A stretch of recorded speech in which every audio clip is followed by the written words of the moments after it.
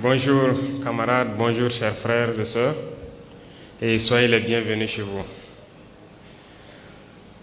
Je tenais ce matin à vous dire merci du fond du cœur. Merci à vous qui avez pris de votre temps, de votre énergie pour faire le déplacement du pays des hommes intègres, pour faire le retour aux racines, comme on le dit en anglais, back to your roots. Merci d'être venus.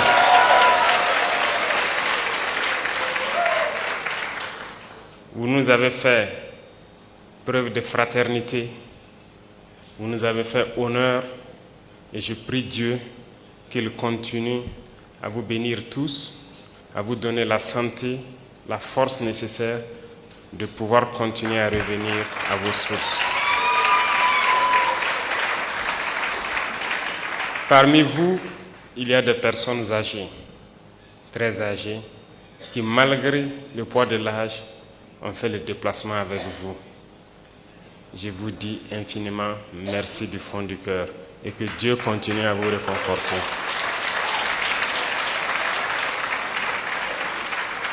Je suis de bout en bout tout votre séjour parmi vos frères. Chaque soir à la télévision, j'essaie de voir quelles sont les activités que vous avez eu à mener. Et je peux avouer que je suis très content de tout ce que vous avez déjà pu découvrir. Mais je prie Dieu que le temps soit encore de notre partie et que vous puissiez revenir et pouvoir découvrir beaucoup plus de choses à travers le Burkina Faso. Certes, beaucoup ont été déconseillés de venir vers le Burkina. Vous êtes nos ambassadeurs désormais.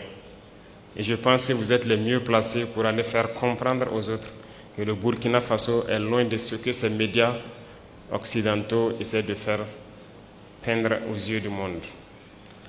Le Burkina est bien fréquentable, le Burkina résiste, le Burkina tient debout et le Burkina vit. Et merci à vous de prouver cela aux yeux du monde.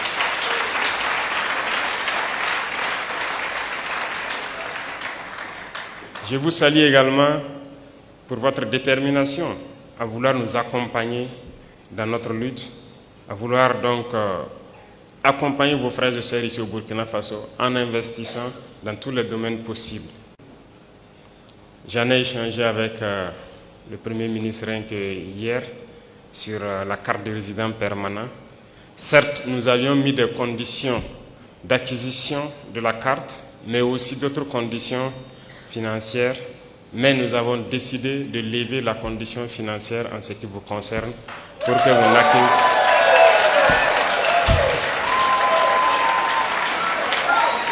Donc pour vous, il sera question juste de vous en tenir à la question de la carte.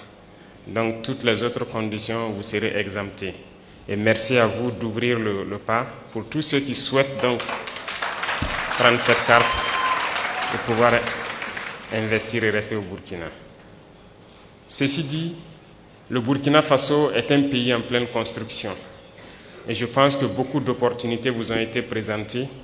Il y a encore beaucoup d'autres opportunités. Déjà la question de la radio et de la télévision, je puis aussi vous assurer que je ferai tout pour accompagner la création d'une telle radio ou d'une telle télévision ici au Burkina Faso.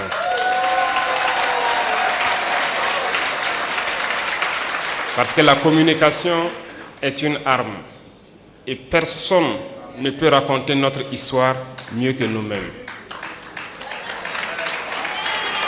Pendant longtemps, c'est eux qui ont raconté ce qu'ils voulaient de l'Afrique.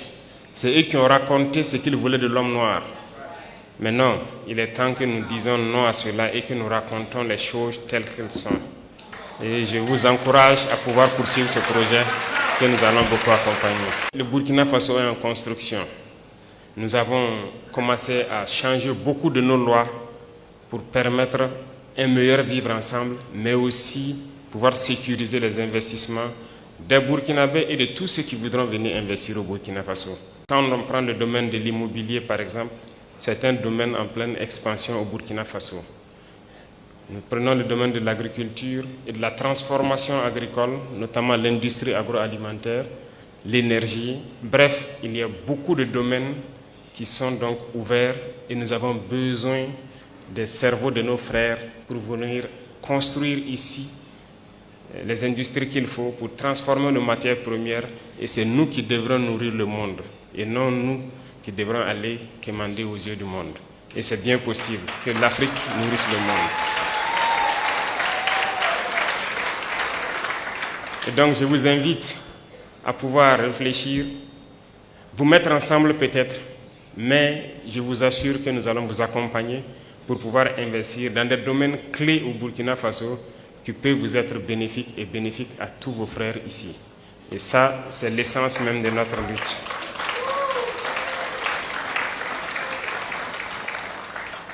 Le ministère des Affaires étrangères va poursuivre ce beau travail qu'ils ont commencé.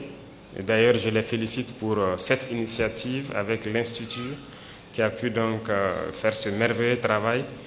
Continuez le travail de présenter les opportunités pour pouvoir vous guider et vous canaliser vers les investissements structurants et bénéfiques. Et nous allons continuer à suivre ça de très près pour que vous ne soyez pas déçus de votre investissement au Burkina Faso. Reconnaissez une chose, la lutte que nous menons est âpre et c'est une lutte d'endurance. Et vous avez décidé de porter notre message à travers le monde. Nous ne luttons pas pour le Burkina Faso tout seul, nous luttons pour l'Afrique, nous luttons pour l'homme noir, nous luttons pour la dignité de l'Afrique, nous luttons pour le bien-être de nos populations.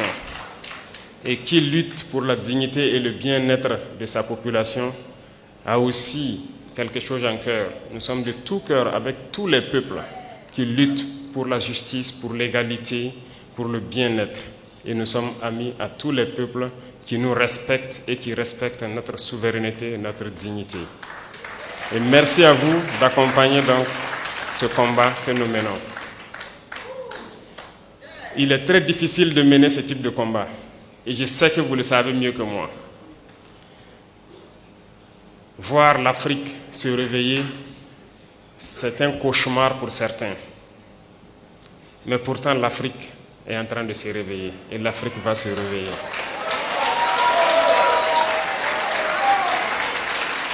Nous n'allons pas être complices de leurs souhaits.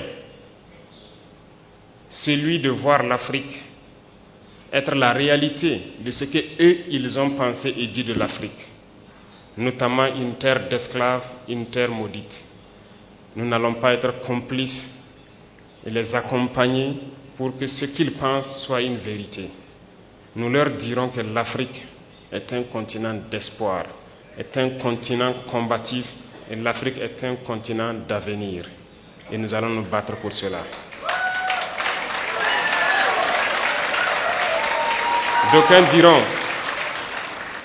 D'aucuns diront que c'est impossible pour l'Afrique de rattraper le retard et de se réveiller. On nous l'a dit lorsqu'on a voulu prendre le destin de notre pays, qu'il est impossible de faire ce que nous voulons. D'autres nous ont découragés. Ils ont toujours pris des exemples de héros africains qu'ils ont tués pour nous dire que ces héros ont essayé mais ils n'ont pas pu. Pour nous faire comprendre que c'est une peine perdue notre lutte. Mais nous avons dit que impossible n'est pas africain. Si impossible était africain, nos grands-parents, nos ancêtres ont beaucoup souffert. Il n'y a pas ce peuple au monde qui a souffert comme les Africains. Aucun peuple ne peut prétendre pouvoir survivre après toutes les épreuves que les Noirs ont subies. On se rappelle que ce soit les colonisations, l'esclavage, les conquêtes arabo-musulmanes ici, les Africains ont connu toutes sortes d'humiliations, toutes sortes de traitements qui visent à nous exterminer. Ils ont voulu faire disparaître le gène du noir parce que c'était les jeunes braves qu'ils ont toujours pris, tués et déportés. Donc l'Africain est le plus résistant de l'histoire de l'humanité parce que nous avons résisté à toutes les barbaries possibles. Mais il faut qu'aujourd'hui, nous continuions la lutte. Et voilà pourquoi, moi je vous dis encore merci pour ce combat que vous menez. Parce que le continent souffre encore. Regardez ce qui se passe au Soudan. On extermine les frères noirs. Regardez ce qui se passe au Congo. Regardez ce qu'ils sont en train de s'aimer dans le Sahel. Un peu partout, ils manipulent les noirs pour qu'on s'entretue.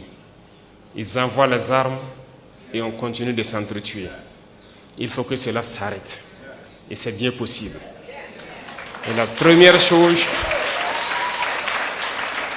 la première arme que nous pouvons utiliser, que vous pouvez utiliser, c'est la communication. C'est d'expliquer aux Noirs d'où il vient et qui il est et où est-ce qu'on peut partir. Et c'est bien possible et je vous félicite, je vous encourage dans ce combat. Il faut que partout où des Africains se retrouvent, il faut que nous comprenions une chose.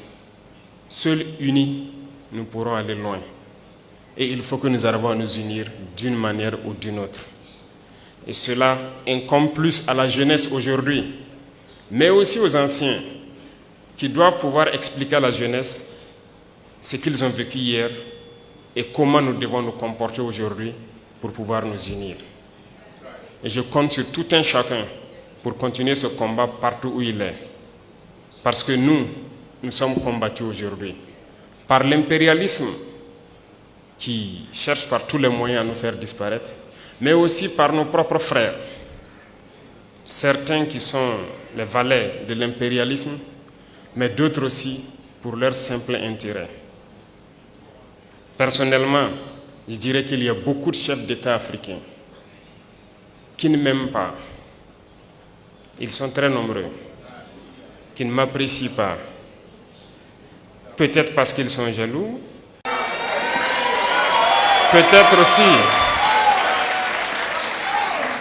aussi, je suis un danger pour leur maître. Quoi qu'il en soit, moi je ne les en veux pas. Et ils font semblant. Lorsque les gens les croisent, ils font semblant de m'aimer. Mais je sais qu'ils sont nombreux à ne pas m'aimer. Mais notre prière est que Dieu les change profondément dans leur cœur. Que Dieu mette beaucoup d'amour dans leur cœur. Pas pour nous, mais pour leur peuple. Pour qu'ils aiment leur peuple. Et qu'ils se battent pour leur peuple. Parce que nous continuerons à prêcher le message pour que leur jeunesse se réveille. Et je prie Dieu que Dieu mette l'amour dans leur cœur, qu'ils aiment leur jeunesse, qu'ils aiment leur peuple et qu'ils se battent pour le bien-être de leur peuple. Peut-être qu'à travers cela, nous aussi nous allons bénéficier d'une once d'amour de leur part. Et je prie Dieu que cela puisse arriver et très vite, que nous puissions voir dans la même direction, voir que nous devons nous battre pour le bien-être de nos peuples, de nos jeunesses, de nos continents, de nos pays. Et à travers cela, il n'y a pas de choix, on va s'unir. Parce que l'Afrique est immensement riche, nous avons un marché immense et nous avons des cerveaux à travers le monde. Et nous allons faire venir tous nos cerveaux pour travailler avec nous. Et l'Afrique a besoin de tous ses fils, de toutes ses filles pour pouvoir se développer. Et vous portez ce message, vous portez ce combat. Et nous devons tout faire pour que ce combat aboutisse et au plus vite. Ça, c'est très important. Parce que vous devez voir ce combat aboutir dans très peu de temps. Et c'est bien possible. Donc, je vous encourage, je vous félicite pour tout ce que vous faites. Et avant de clore mes propos, je vous invite, à chaque occasion que vous pourrez, revenir au Burkina Faso, parce que nous allons transformer le Burkina Faso, faire du Burkina un exemple pour que les gens voient que c'est possible.